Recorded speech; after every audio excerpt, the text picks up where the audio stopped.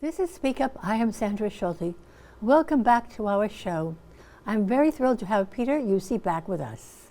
He is going to talk about United States foreign policy challenges. Peter has worked for the National Defense University and helped with work by the Institute of National Strategic Studies, located at the National Defense University for 20 years. Currently, he's working to put together a program that is similar to the one that President Reagan put together. Mr. Jussi, please discuss the why of the Reagan program then and now globally. Thank you very much, Sandra. I appreciate being part of this. When Reagan came into office, he had a plan that was economic, political, diplomatic, and military to basically take down the Soviet empire. I want to emphasize, not Russia proper, not Moscow, but take down the empire. The first thing he did as president, the very first thing, he signed an executive order decontrolling the price of oil. What that did is dramatically cut the price of oil from $30 to $12 a barrel, and that took billions of dollars out of the Soviet treasury because their number one export product was oil, and that was the number one source of income for the government. The second biggest source of revenue were arms sales. The second thing we did is he went to the banks and said, why are you giving Russia concessionary loans at half the interest rate you give to anybody else so that they can then pay for the cost of their empire? And the banks kind of said, well, we were doing this for détente. And they said, well, it's not détente when the Russians take over Mozambique and Ethiopia, Angola, and Nicaragua, and Grenada, and invade Afghanistan. And you take about 20 countries in the 1970s, starting with Laos, Cambodia, and Vietnam, which flipped to the Russian side, ending in Afghanistan. And even though probably the Russians didn't engineer it, they were perfectly happy to see the Shah of Iran go down with respect to Iran. And now you see them, they're allies. They're helping them. With their ballistic missile program, and then Iran is sending drones to Russia that they can use against Ukraine. So that was a huge thing, is that Russia then had to pay the loans that Eastern Europe had taken out, not at concessionary rates, but at the going interest rates, which you know in 1981 were very high because we had to squeeze inflation out of the economy of 14%. The third thing we did was in Angola, Afghanistan, El Salvador, Nicaragua, around the world where the Russians had an empire, make them the cost be enormous. Will you repeat the fact of the nations you just mentioned that are part of the Russian empire in that time period? Yeah, the Russians flipped Mozambique, Ethiopia, Guinea-Bissau, Sao Tome, Afghanistan, Laos, Cambodia, Vietnam, Grenada, Nicaragua, and they tried El Salvador, and they were trying in Colombia, and they were trying around the world. Not totally successful, but they caused such chaos in these countries, and that hurt the world economy. It slowed trade. It had terrible impacts on people's lives because civilians always get hit in the crossfire of these guerrilla wars. And it was basically the Soviets were state sponsors of terror. Now the fourth thing we did is Al Haig was Secretary of State. He went to Capitol Hill and said, if you want to stop terrorism and these terrorist wars, you have to go to the source. And the source was Cuba and the Soviet Union. Well, Congress went nuts.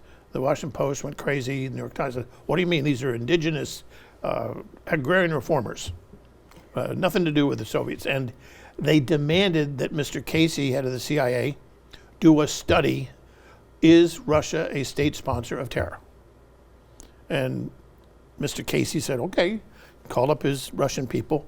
And these knuckleheads came back with a study that said, no, Russia is not a state sponsor of terror.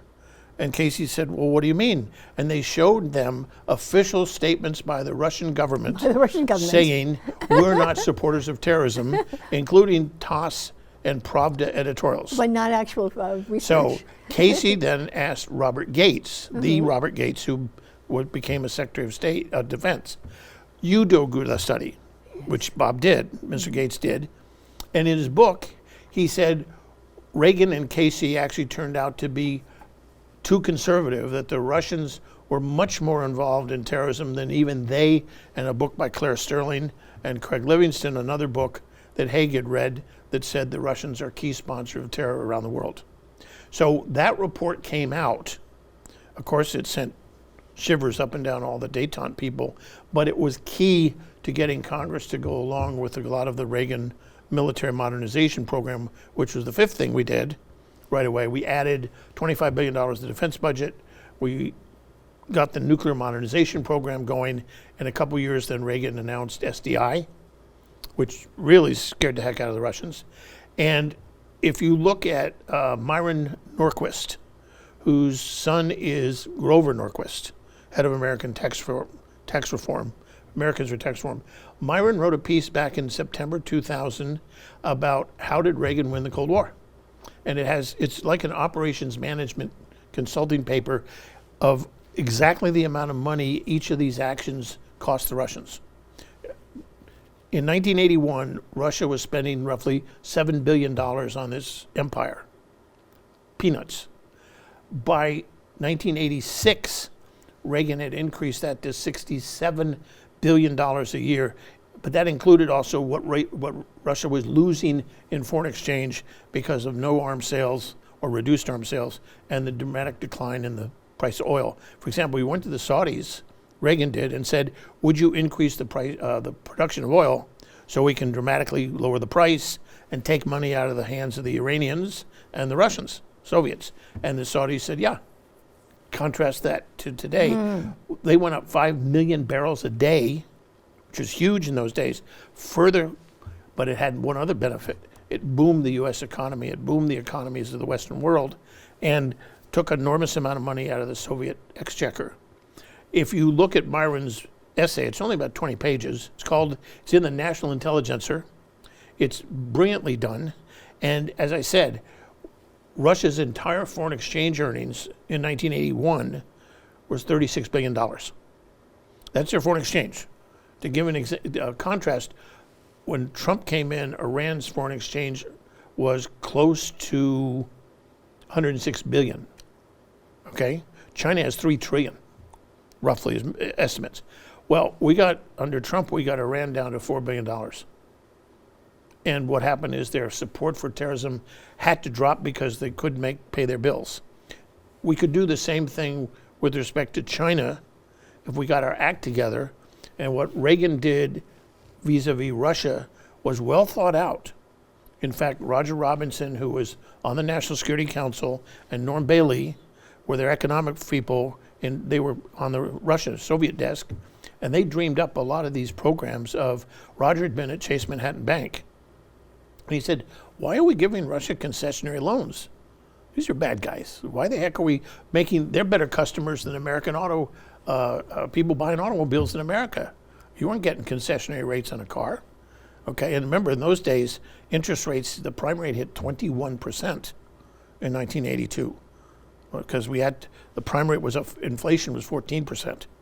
And that's because we had to wring out that huge inflationary out of the budget, and so we did go into recession, which we came out of in late 1982. So this had global impacts in what we did with respect to Russia. And the thing is that what I'm working on now is how would you do that with China? I'll give you one example. The U.S. government has a program where we invest soldiers and civilians' money into retirement accounts. It's all what we should do. BlackRock, among other investment companies, said, well, you got to invest some of this at least in international funds because it's not just domestic American companies like General Motors. Well, we got to invest in Deutsche Bank or something. And so 50 billion of the total gets invested in this, quote, international fund, which for years was not very transparent. No one really asked, well, what are you who invested in? Well, the previous president, Mr. Trump, did. And we found out that BlackRock, among others, was investing in Chinese military companies to produce weapons that were designed to kill Americans who might come to the defense of Taiwan, just as for example. That's not just screwy Dewey and Louie. That's, I don't know what, I mean, it's criminal. It's crazy. Okay, and so BlackRock should be indicted. Well, Trump said enough. stop it, by executive order. And unfortunately, Treasury was slow to do that. We did succeed in stopping it, but my understanding is we're kind of back to investing. That was my next question. Okay, In now, BlackRock's what in the name of, program. I mean, you got to understand something. China spends $1.5 trillion a year buying their own currency. Okay, the Chinese renminbi. And the question is, you can't buy that currency with funny money. You have to have hard foreign exchange. That foreign exchange comes from selling products to America. Okay, we're the one that has the huge trade deficit with them. The rest of the world doesn't, on balance, has a kind of a balance with China, okay? So we basically give them hard dollars, which they use to prop up their currency, which keeps it high, which means their products are cheap enough to undercut American products, and that's why everybody in the world wants to buy. You know, you go to a store in America and you look at the label, it says, made in China, okay? Well, the other foreign exchange they use, as we're going to talk about, all through Latin America and Africa and other places, their belts and roads business and building infrastructure and basically colonizing one country after another, their economies, which we can talk to about what they do. So this is, if we can do vis-a-vis China what we did with Russia, which is stop sending them our cash. And I'm not in favor of China investing in this country unless they abide by international rules and transparency. BlackRock, I said, well, we have no obligation to tell you what stocks are in this international fund. But they're public companies. Well, it is BlackRock. true. They're on exchanges which are then purchased. My view is, yes, they have to be transparent. I want to know if I'm a labor union for the auto workers or the Teamsters. I want to know what the heck are you investing my money in? They're supposed to give a breakdown. So anyway, that is part of what various people in Washington are trying to lay out how to deal with this threat from China, because it's economic, it's political, it's ideological, and it's military. As you know, we just had the Pentagon announce China's not going to have 400 warheads, which they have today. They're going to have 1,500. Now, that estimate is 4 times what they have now, but it's much more interesting. They have 360 silos for missiles built in Western China, which can fit the DF-41, which is a 10-warhead behemoth. It's only 10 feet in diameter. That's warheads. Exactly what the missile can fit, just like our Peacekeeper. It's about a 10-foot diameter. But the estimate, I understand, assumes the Chinese will put in the DF-31, which only holds 2 warheads. And the Well, warheads if you have a choice of putting 10 versus 2, what are you going to do? It's the same. The silo fits a 10-warhead behemoth. Now, what it basically means is some people have told me, in their view, that China now has more ICBM silos than the United States. We have 400 plus 50 in reserve. And they're not monitored by anyone from outside China. No, there's absolutely no arms control that China is except for the Nuclear Non-Proliferation Treaty that has a general statement of don't do an arms race and seek eventual disarmament. But the disarmament is a part of, and conventional disarmament. Because let me make a point here, it's very important. When Lyndon Johnson put that up and Nixon then got it ratified by the Senate, we always said Russia is way, way ahead of us on conventional weapons in Europe. We're behind the 8 ball. They got much more than we do. We'd have to bring stuff. And how much time are you going to have if the Russians invade through the Fulda Gap into Germany? So Eisenhower said, massive retaliation is our strategy with nuclear weapons. Russia, you come in, you're toast. Over. Kennedy changed that to flexible response, and that had gradually changed to, instead of wiping out Russian populations, we would go after their military. So if they, at the end of the day, don't have a military with which to continue to fight, then why invade in the first place? But the problem with that massive retaliation was and then got to be flexible response, we said, well, if we can do arms control and get that down, we would never abolish nuclear weapons in the face of huge conventional disadvantage. So when people in the arms control anti-nuclear business say, oh, no, we get rid of nukes first. Well, wait a minute.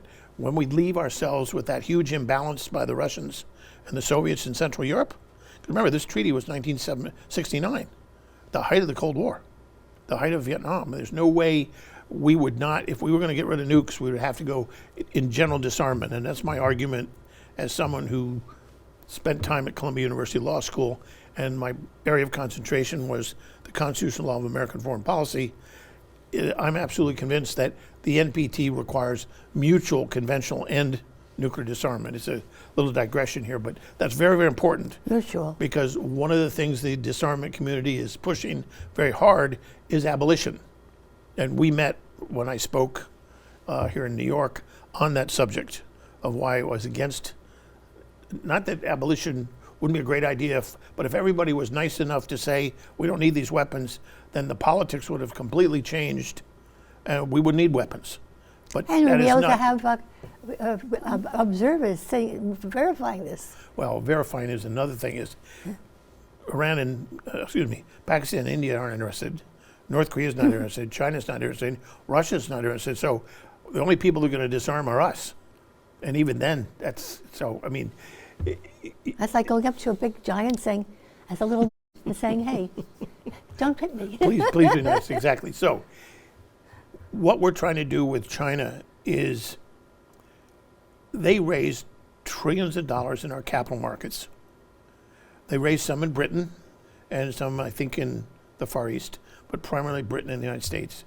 And my view is, why are we letting them raise the capital with which they're going to bury us financially and economically? Good question. Just by the way, what they want to do. Whether they will be successful or not, I'm not sure, but in other words, their industries are registered on our exchanges and we finance them. well, they're raising huge amounts of money from investors because it's very profitable to do business in China. They don't have any occupational health and safety laws worth beans. They don't have EPA laws.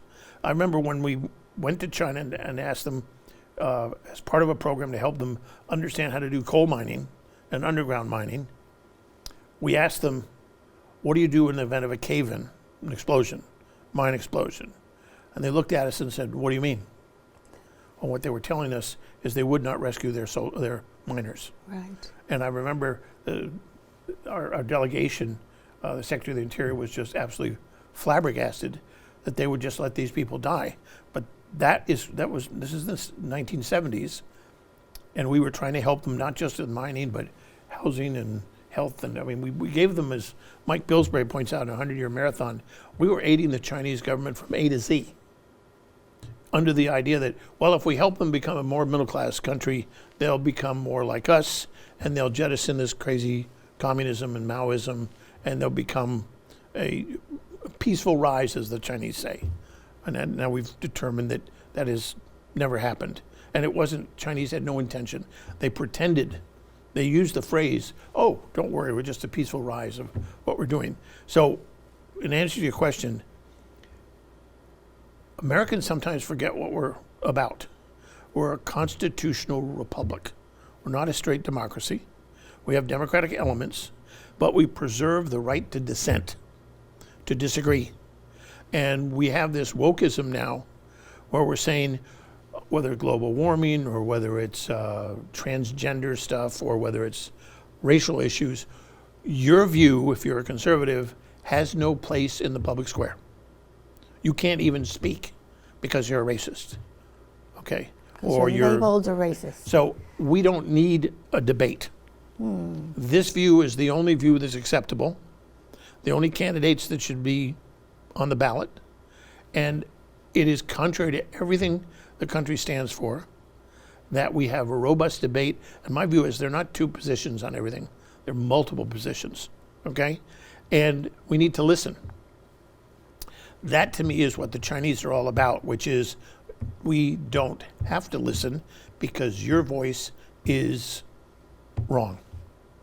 And that's sort of, the Chinese started out way back when they took over the country is to stifle all forms of dissent, which is what they're getting very good at, which we have also talked about. So in answer to your question, it's a long answer, but this is deadly serious. The Chinese are a totalitarian country, which is basically wants to be the hegemon of the world and dictate the rules. However, the rules they dictate for us will not be the rules for the leading Communist Party big shots in China. They get to run things the way they want. They will treat us like they treat their own people. And they will take whatever riches we have for their use. Oh, around the world. Yes. Part of their 2025 program was the 25 most critical raw materials, whether lithium for batteries or zinc for various military applications, they would control those resources. And it doesn't matter whether the mine is in Gambia or whether the mine is in Peru or whether the mine is in Afghanistan. They will own it. And they'll give whatever concessions they need to the host country and pay them, but they will control the access to raw materials and use that leverage to basically prevent us from doing anything contrary to what they consider their interests. And that is a very, very powerful tool, which they are doing all over the world, particularly as you wanted me to talk about today about Latin and Central America. Yes. Would you please tell us about the real long-term threat in our backyard? Obviously, it's an example of what's happening globally. Please touch on drug smuggling and immigration. Okay. Here is the issue on the Chinese are, when you look at just the surface, whether Ecuador or Peru or Colombia or Mexico or Brazil, investing in mines, manufacturing, but there's a catch. Part of what they do is the host country agrees that the raw material is under the control of China. They get to sell it to whom they want to, which is first them, domestically in China, because with 1.3 billion people, they have an insatiable demand for raw materials. So they get things on a preferential basis. Number two, there's a couple tricks. One of the things they've done to these countries is they build a soccer stadium. Soccer is very popular, and that gets good news. Then they say to the countries, here's $1 billion worth of Chinese money. You have $1 billion credit. Buy whatever you want from China, but from China. And it's on us. And so the president of the country or the minister of economics says, oh, well, I got a lot of friends. You get $1 million, you get 100,000, a lot of stuff you can buy for $1 billion. Then they say, here's some concessionary loans we'll provide you at a certain interest rate, which if you do the calculations over and over and over again, either the Chinese get stiffed and that doesn't work out too well, or the country comes and says, we can't pay, but what can we do? And the Chinese say, oh, we would like to run your port. You have 2 ports, we'd like to manage both, like the Panama Canal. Well, if you start running ports, you get to determine what ships come in and what flag they have, flag of convenience, and who is it? Oh, we don't bring in American ships or ships with American goods, but Chinese goods, or, oh, by the way, these guys here who are our friends, they get to import, export from your port. So we're going to manage your ports. And then they do other interesting things. They say, in China, you have what's called a social score, meaning what groups do you belong to, what are your political views, who are your family members who are, high up in the party, and you get a score that says you get preferential loans, you can get a car, you can live in a nice apartment, you can have your own private bathroom, and you get good jobs. We're doing that in this country beginning. For example, your car has a gizmo in it that tells the Department of Energy how many miles you drive every day. And what's coming is you're going to get a greenhouse gas limit. You can only produce so much greenhouse gases per day. California tried that with appliances. So they know in your home, you're running your stove, you're running your hot water heater, you're running your furnace for air conditioning and heat. so many hours a day, and it's no, you're producing too much, and here's the cap, and if you go above that, we fine you. Or what California wanted to do was turn off, and it was the left and right together, libertarian right and the left, who said, no, that's an invasion of my privacy. So California kind of put it on hold, but your car today has a gizmo that can tell the authorities how many miles you're driving. And you're going to get an allowance, and it'll be a greenhouse gas allowance because we have to meet these, these crazy limits. So it is no different than a social score. Is if you drive too many miles, well, we're going to have to charge you an extra 1% for your car loan. Or we're going to have to deny you the right to get a mortgage or open a bank account, because with Facebook and Twitter and Instagram and all these social media capabilities, they can monitor everything you do. That's right. And this is more than just, oh, well, we don't like what you're saying, so we're going to ban you from Twitter. Peter, I'm going to have to ask you, what's the main idea that you want our audience to know? The biggest issue is economically, we are subsidizing huge Chinese growth in industries and manufacturing and capabilities that are going to be turned against us in world economics, whether it's buying lithium batteries for electric cars or whether it's critical raw materials for our military capabilities, all of which we're giving China a club with which to beat us over the head. And not only we're building the club and paying for it, we're giving the Chinese the capability to have this coercive power, which we have to take away from them. To me, and it's all within our capability of doing, we're going to have to unhook BlackRock and Wall Street and a lot of American manufacturing from dependence on China, move the supply chain here, move it to Central and Latin America, put people to work so they don't have to migrate up to our border. Peter, I want to thank you so much. Thank you very much, It's been Sandra. wonderful having you back on this show. Thank you. Till next time, this is Speak Up. I am Sandra Schulte. Have a wonderful, wonderful rest of the day. Goodbye.